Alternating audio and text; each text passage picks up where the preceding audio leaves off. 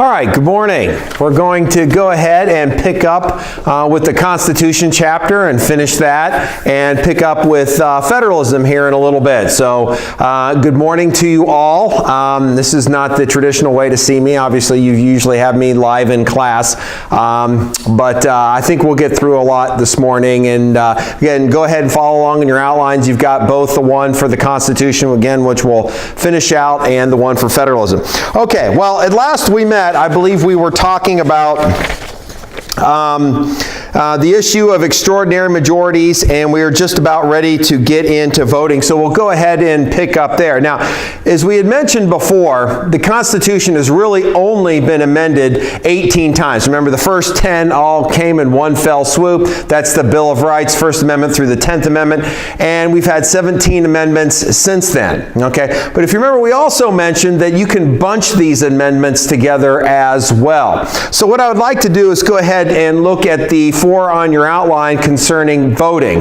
Now, the one thing that I want you to see as we move forward is that all of these amendments were designed to really broaden the base of eligible voters. Okay, so it certainly wasn't to shrink the number of people that could possibly vote, but also to broaden the base. And we actually may have mentioned a little bit in regard to the 15th Amendment. Now, again, what the 15th Amendment did is it gave all free persons, right, many, of course, newly freed slaves, the right to vote. Okay? Now, again, only giving male newly freed slaves the right to vote. So all free persons. Now, this was also the first amendment that we see that chips away at ownership and wealth as a source of right to actually vote. Okay, now moving a little bit forward to the 19th Amendment. The 19th Amendment, ratified in 1920, gave all women the right to vote. All right? Now, again, if you think about what that does in practicality, since women are generally 51% of the population, it more than doubled the number of eligible voters. Okay? Now, that doesn't mean that everybody who newly had the right to vote showed up to vote, but nonetheless, it broadened the base substantially, right, in regard to who may vote. Now, one of the things that we mentioned a couple of weeks ago when we were first talking about democracy, of course, the first place in the world, right, where women had the right to vote was Wyoming in 1869. So interestingly enough, up until the ratification of the 19th Amendment, right, so just before that, right, if you were to ask who had the right to vote, well, we know that some states did it, and of course, all men, right? So women in some states and all men, all right? Now, if you go back until 1870, so just up to that point, all right, thinking that, of course, Wyoming gave women the right to vote in 1869, just right up before that, of course, all men, right? And women in Wyoming. Okay, what a great multiple choice question, so to speak. Okay, now a few years later, the 24th Amendment was added to the United States Constitution, and what it did is it ended poll taxes. Now, a poll tax is just what you would think in regard to voting, and that is the fact that you actually had to pay, right, to vote. Now, this is seen as really the last straw, the last hurdle, if you will, in making sure that we broaden the base, all right, of eligible voters, independent of how much money they had. So we had done away with land ownership requirements, things of that nature beforehand, and this, of course, did away with the actual requirement that you pay a toll every time that you vote, right, at the polling place, right? So if you think about it, if you were a local government official or state government official, and you really wanted to reduce or marginalize a certain population of voters, what you would do is you charge them, right, to vote. And if you had to choose between voting and eating that day, you would probably eat, all right, pay to eat, and certainly not vote. All right, so again, one of the last straws, really the last one, in regard to limiting a person's ability to vote based on how much wealth they had. Okay, now, for those of you that are 18 years old, you'll certainly appreciate the 26th Amendment. At least I hope you appreciate the 26th Amendment, because it gave those age 18 and older the federal constitutional right to vote, which again, as you've heard me say several times, I hope that you exercise. I know some of you are age 18 at this point. Now, with that said, the 26th Amendment in 1971 was very much a part of our political culture at that time. Before that, states across the board, again, this was state law, right? Most voting law is still to this day state law. We just have some federal guarantees that we're kind of walking through right now. But states had said 21, right? Ohio was one of those states. It said 21, right? But again, think about what was going on at this point in time, the civil rights movement, the anti-Vietnam War movement. If you ask your parents, you're probably at this point your grandparents, since your parents are probably about my age, people were being drafted, right, put into the military involuntarily and being asked to serve their country, perhaps even dying for their country, but not being able to vote on the policy that got them into those particular wars, right? So again, dropping the age across the country to age 18 did, once again, broaden the base of eligible voters. So again, if you think about the 15th Amendment, the 19th Amendment, the 24th Amendment, the 26th Amendment, all designed to really broaden the base of eligible voters, all right? Certainly had different purposes. The 19th Amendment, of course, probably having the greatest overall impact because you doubled the number of eligible voters. Okay, so again, that's one kind of clump. Now, the one thing I do want to mention before we get into the amendments that deal with the presidency is the 17th Amendment that addressed Senate elections. Now, if you remember from our discussions early in this chapter on the Constitution, we had mentioned that the framers were a little sketchy, right, about direct democracy and certainly believed in Republican government, but maybe not mob rule. So they were comfortable with us as individuals electing people that we would send to a legislative body, say Congress, to go make the big decisions for us, all right? And they were okay with us directly electing members of the U.S. House, all right? But again, they weren't comfortable with us directly electing the president, right? Essentially, when we go to the ballot box and we check off our preferred candidate for the U.S. presidency, we're actually electing electors that go to the Electoral College and actually make the formal decision for us. Well, the Senate, if you recall, was something very similar, right? So basically, up until the ratification of the 17th Amendment, state legislatures were actually picking their senators. So you had one House of Congress, right, that was really indirectly elected. Now you could make the argument that that's one form of Republican government, right? The idea is that we elect people to make the big decisions for us here, the state legislature, and they make maybe even a bigger decision as to who represents them in the United States Senate. But this, again, made things a little bit more democratic, right? Small d. We're not talking about the political party here, all right? And maybe a little bit more in touch with individual voters. Still Republican, again, smaller Republican government in the sense that we make the big decisions, we elect people that make the big decisions for us, but at least now we directly elect our senators. Okay, now, the presidency, we're going to look at 4 amendments here that address the presidency. One of the reasons, of course, that you make sure as a republic that you can amend your Constitution is that you can fix some problems that come up, right? Every now and again, we don't get everything right, and we miss some things. So it's like, oh, wait a minute, we forgot about this, we forgot about that. So you try to fix things. And I think these 4 amendments concerning the presidency do the best job of showing how we fix some of the problems that might come up. And we're not going to comb through all of them. I just kind of want to hit some of the highlights, but just to show you that we're fixing some things here with these amendments. Okay, so let's look at the 12th Amendment. Now, we briefly mentioned the 12th Amendment when we were talking about the Electoral College's birth in the Constitution in Article 1 and its mechanics, right? Now, if you remember prior, right, to the 12th Amendment when we had the Electoral College overhaul, right, essentially electors had 2 votes, and whoever came in first would become the president, and whoever came in second would become the vice president, okay? Well, it didn't work out in 1800. We had a tie, and we had several ballots, as they did this in the Electoral College several times, and it just didn't work out really well. So in the 12th, with the 12th Amendment, rather, we fixed the problem. So essentially, electors now, right, have two votes, but one is dedicated to the presidency and one is dedicated to the vice presidency. So we're not just looking to see who comes in first and who comes in second.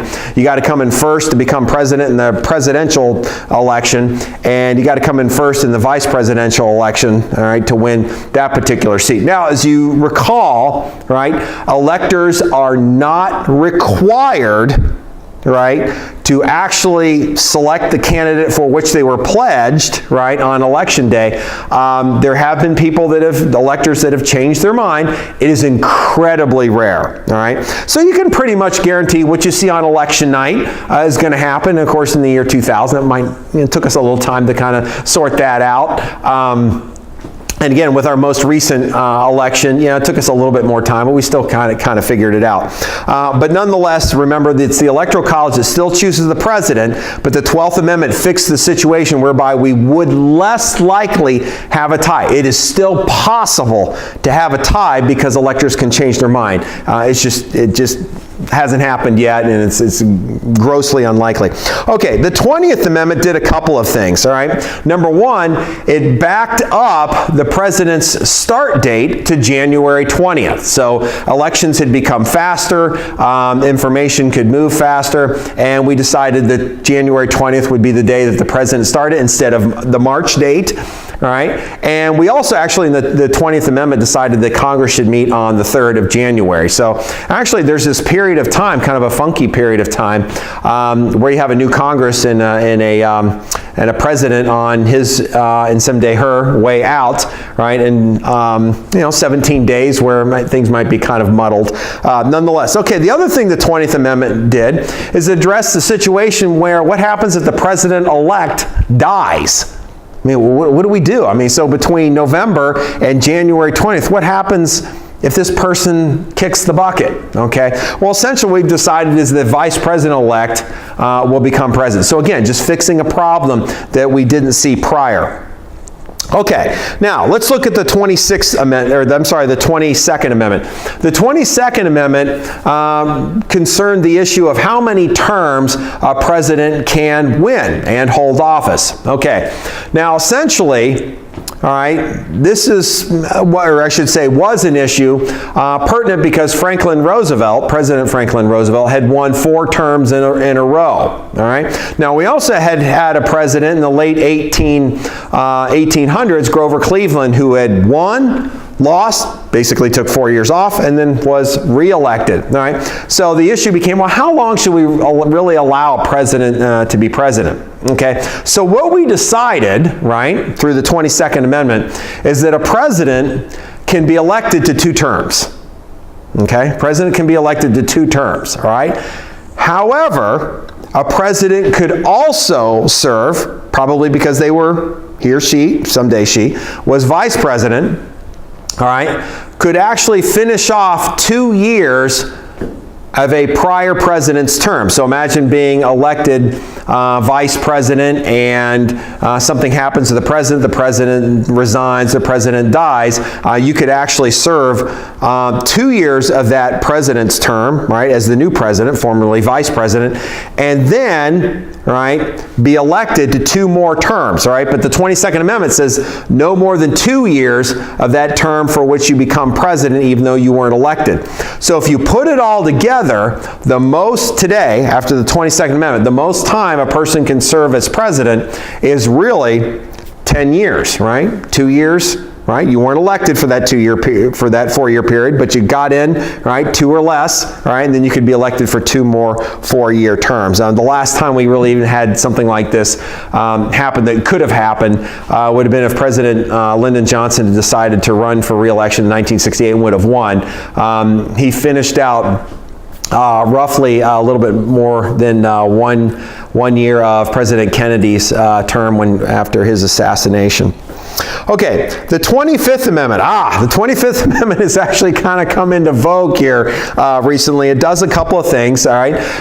It makes clear that if the president dies, right, the vice president becomes president. It also has provisions dealing with the vice presidential death, right? There's a process in which Congress is involved, and we don't have to get into that, all right? However, there is a fitness for duty clause, right, clause 4 in the 25th Amendment, which I think most of us just kind of forget about, right? But interestingly enough, recently, because of an op-ed piece in the New York Times, this has kind of popped up again. So essentially, the fitness for duty clause says that a majority of cabinet members can get together and basically say the president is unfit to hold office and the president can be removed from office, right? And the op-ed piece leads you to believe that, majority of at least some of the cabinet officials were kicking this around thinking, oh my gosh, maybe this will be something we need to do in regard to President Trump. Now, again, it doesn't matter, what your politics are and what your point of view is in regard to the New York Times op-ed piece, but nonetheless, it kind of rebirthed this awareness of the 25th Amendment, Section 4, that all of us political scientists really, really appreciate. So there is a fitness for duty clause. Again, a majority of the cabinet officials can basically, in writing, declare the president is not fit, and if so, the vice president becomes president. So, again, a nice essay question, if you will, might be something such as describe the 4 amendments to the United States Constitution that alter the presidency, make it a little bit more workable, all right? Another essay question might be something like describe the 4 amendments that increased the base for those who are eligible to vote. So again, just some easy essay questions there.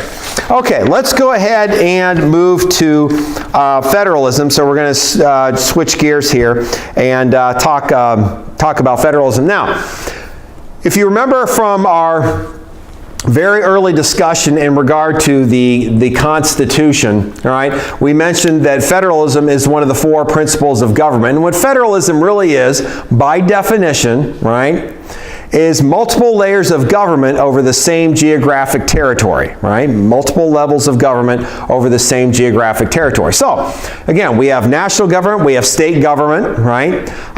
If you went a little bit lower than that, states can decide where and whether to have counties, municipalities, townships, school districts, etc.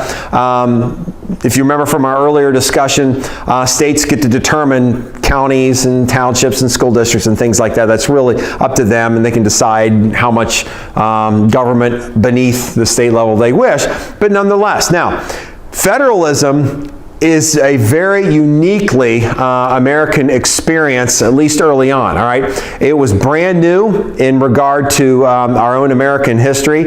As countries have evolved over the last 242 years around the world, they've adopted federalist policies, all right? There is certainly some play in regard to how federalist countries might be, whether they're federal systems or confederations. I think Canada is probably a pretty good example of a test case as well, whether is it really a confederation or is it a federal system of government. Again, their provinces have a lot of power. In fact, I personally would make the argument that those provinces actually have more power than our states do, for better or for worse. Okay, so just to define it, remember, 2 or more layers of government over the same geographic territory. Okay, now what we want to do is basically look at a couple of different theories of government. Of federalist government. Okay, the first and certainly the oldest is dual federalism. Okay, now dual federalism is really marked by 5 features. Okay, and these certainly all go hand in hand, but we start with the idea that a national government, all right, our federal government, only operates, all right, within its enumerated powers. All right, a national government, a federal government that only operates within its enumerated powers. Now, with that said, where would you find these enumerated powers? Well, if you remember when we were looking at the Constitution, that's very, very easy. Everything in Article 1, everything in Article 2. And somebody who would endorse the theory of dual federalism would simply say, hey, that's it. That's all of your power. Congress, that's all the power you get. President, Mr. or Madam, someday President. This is all the authority that you get. Okay, 2, and very much related, that the national government, right, has only a specific purpose or a specific set of purposes. And that's really just to manage the national government, right? Now we can get into things like trade relations and defense and things of that nature, but nothing more than that, right? Just a defined set of responsibilities, a defined set of purposes, if you will. Okay, 3, and very much related to numbers 1 and 2, right, that the national and state governments operate within their separate spheres. All right. Now, one of the metaphors that's used for anybody that's studied political science, you have to hear this, I guess. All right. One of the metaphors we use for dual federalism is layered cake federalism. Let's say there's one layer, say the national government, and another layer, the state government. And of course, you can have more layers than that: counties, school districts, etc., townships, cities. All right. But essentially, those layers don't cross. Right. You've got your chocolate layer, your vanilla layer, and they just kind of stay on their side. Right, of whatever that border would be, right? But they operate in their own sphere. Okay, number 4, also related to number 1, 2, and 3, that the relationship between the national government and the state governments is marked by tension, not cooperation, right? That both sides of government, be it national government or state governments, are cognizant of what their responsibilities are and make sure they don't overstep their bounds, all right? They make sure they don't go past what they should. Now, to kind of tie this together, all right, let me give you a couple of examples, right? When you think of national defense, you really don't think about state government. You're just like, wait a minute, that's the national government. That's the federal government's responsibility, okay? And on the state level, you think about education, and even more narrowly, K-12 education. You know, that is uniquely, right, a state responsibility. If you remember, the number one responsibility of any state government is to educate its citizens. It's not national defense. It's just not something you think about. Okay, now, at number 5, and probably what's debated most, right, is that the states have as much authority as the national government, right? So again, separate responsibilities. The national government has a limited function, set of functions, if you will. It only operates by enumerated powers. They operate in separate spheres, okay? But the states have at least the same size layer that the national government has, okay? All right, now, with that said, all right, that's the dual federalism theory. You might say, well, how do you try to keep it in check? I mean, constitutionally, how do you try to keep it in check? All right? Well, you do it really in 2 ways. Number 1, it would be strict adherence to the 10th Amendment.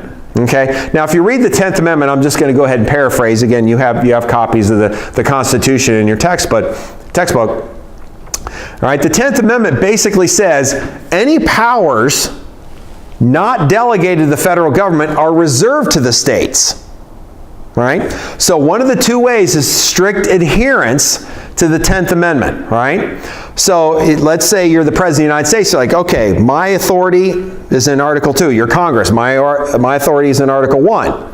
That's it, right? There is no other authority. Any other governmental responsibility would sit with the states, okay? Now, the second way is really through political practice, right?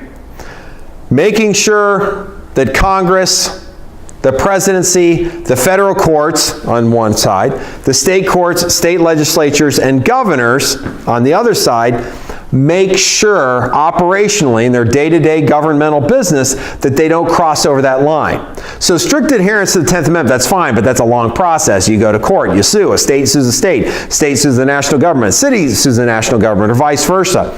That takes time. Somebody's got to interpret the meaning of the 10th Amendment. But through just everyday traditional political practice, right, operating government on a day-to-day basis, all right, that's the other way to make sure that you can stay on your side of the boundary line. Okay, we'll talk about the differences between conservatives and liberals here in a minute, and kind of tie dual federalism to that here in a second. Okay, now the other theory, right, is cooperative federalism, and it's just probably what you would think, right? You have 2 layers of government, right, that are intermingled, right?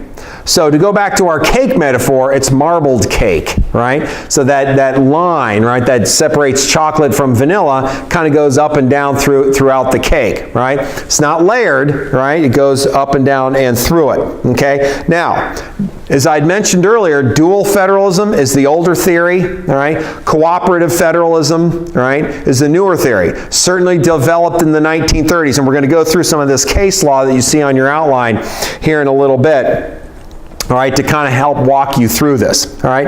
Now, cooperative federalism is a lot looser than dual federalism, right? And you really only have to focus on three elements, all right? Number one, that national and state governments, right, legislatures, governor and president, court system, all the administrative agencies we'll look at later in the semester have to work together, okay? So if you think about those two issues we looked at prior, all right, national defense. Well, certainly we think of national defense, we think of the Army, Navy, Air Force, Marine Corps, but what about the National Guard units? Well, they certainly work well with the National Armed Forces.